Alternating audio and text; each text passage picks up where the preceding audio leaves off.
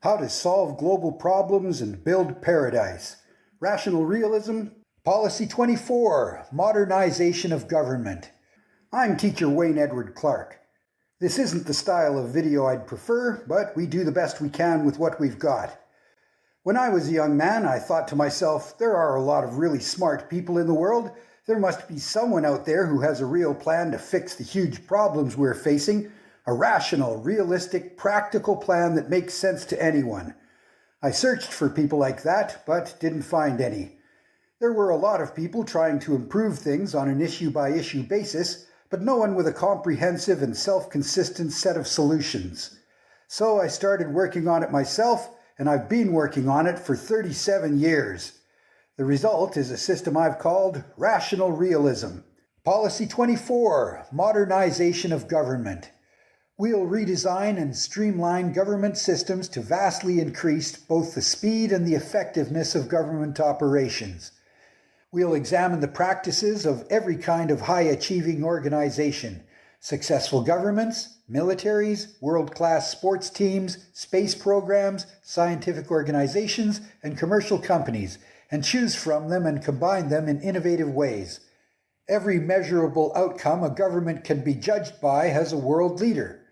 One country has the lowest crime rate. One country has the best educational outcomes. One of them has the healthiest citizens. Examining the practices of the best performing governments in every category and intelligently adapting them to our own circumstances has to be one of the first steps towards improvement. There's no good reason to keep struggling with problems that other people have already solved. Instead of assuming we'll get everything right the first time, we'll fast-iterate. Where possible, new policies will be tested in small jurisdictions as experiments, perhaps several times, before being rolled out nationally. This is how good science works, and there's no reason governments should be any different. Everything the government does will be constantly evaluated by an expert inspection and evaluation agency modeled on the best independent auditing programs in the world, but with greater scientific and social analysis capabilities. Their findings will be continuously shared as they're produced and not buried in an annual report that nobody reads. We'll be completely comfortable with changing course as soon as evidence shows that something isn't working, and we will never defend any policy on ideological grounds if it doesn't provably improve the health, happiness, and well-being of the people, the natural life of the country, and the security of their future. The standard of evidence will be the highest that both the legal and scientific communities demand. Our operational slogan will be, "Do what works." We'll also use enjoyable competitiveness between internal teams and between friendly rival governments to maximize our rate of improvement. People work harder and smarter when there's a worthy challenge involved. And we'll introduce a stronger element of meritocracy to the leadership of our democracies. Before a candidate can run for office, they should have to demonstrate through public academic testing that they have at least basic competence in the areas of responsibility of the office they're seeking. We don't let people perform surgery without proving they know what they're doing. There's no reason to hand someone control of a national economy or a military without a similar standard.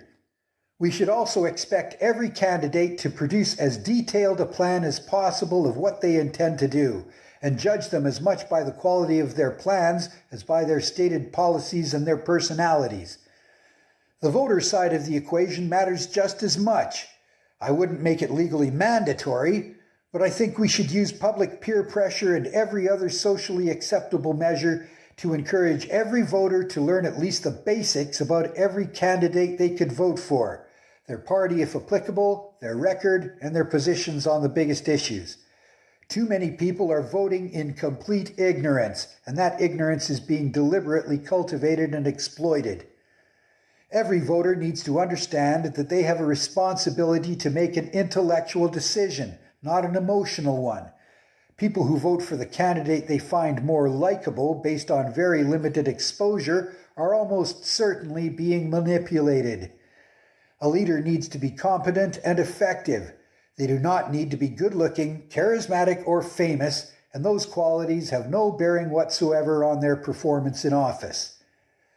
How con artists and fraudsters operate and the basic psychology of advertising and political campaigning should be common knowledge. Understanding how you're being manipulated is the first step to not being manipulated. Debates should not only pit candidates against each other on the contents of their minds, they should be competitions between the full teams each candidate intends to form as an administration. Candidates should be allowed to use any information resources available to them so that if anyone lies or misrepresents the facts in a debate, the other side can immediately produce the proof or play footage rebutting it. No more unchallenged lies delivered to millions of people with no consequences.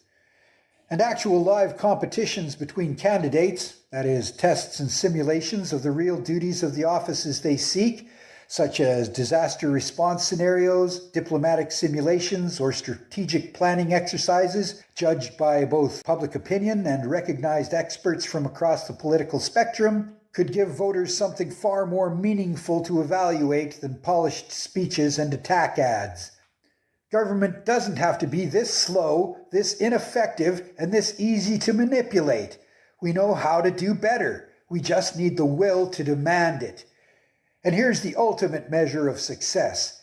If a government is perfectly designed, the leader won't have to do anything beyond public relations because every problem will already have been solved or prevented or anticipated and prepared for. In conclusion, everyone who holds a different worldview has the freedom to try to convince everyone else that they're right, as they've been doing for hundreds of years. But I'm claiming my right to say that putting your dedication into any other worldview or religion is a mistake. Systems that contradict rational realism are wrong. There are a lot of people in the world who are rational or realistic or both, but I don't see anyone out there trying to actively promote and grow anything like rational realism in the same way that people who believe in religions and existing political systems are trying to promote and grow their systems. Someone has to do this. This is the crucial time. What happens in the next few years will be pivotal in deciding what happens for the next 1,000 years. The pace of change continues to accelerate, and it can't do that forever. The total power of humanity continues to grow, and we already have the power to either solve every problem or destroy absolutely everything. Sooner or later, one way or the other, there will be a new stability. The only way to convince humanity to try a new way of doing things is to build pilot projects, live in them, run them, and prove the new system works better than any other. The only way to change laws is through democracy and participation in public political systems. Politics may be something most of us really don't want to do, but it's better than the alternatives. We, humanity, can fix the world, eliminate most suffering, and build paradise. We have the power and we have the ability. We only need to dedicate ourselves to doing it. The good guys really can win once and for all. I'm sorry this video has ads, and please like and subscribe. If you support my efforts, I do accept donations through the donation links in the description below. I encourage you to leave your opinion or start a debate with me in the comments. Keep it real and take care until the next one. Rational Realism.